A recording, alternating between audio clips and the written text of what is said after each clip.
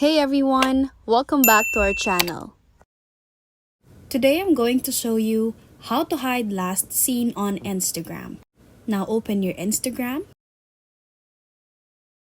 Make sure you're logged into your account.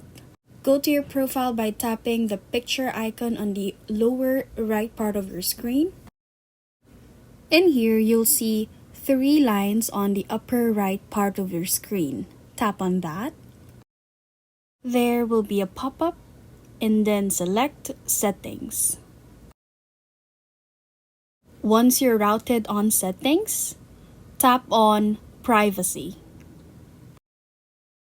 From here, we'll scroll down and you'll see Activity Status. Tap on that.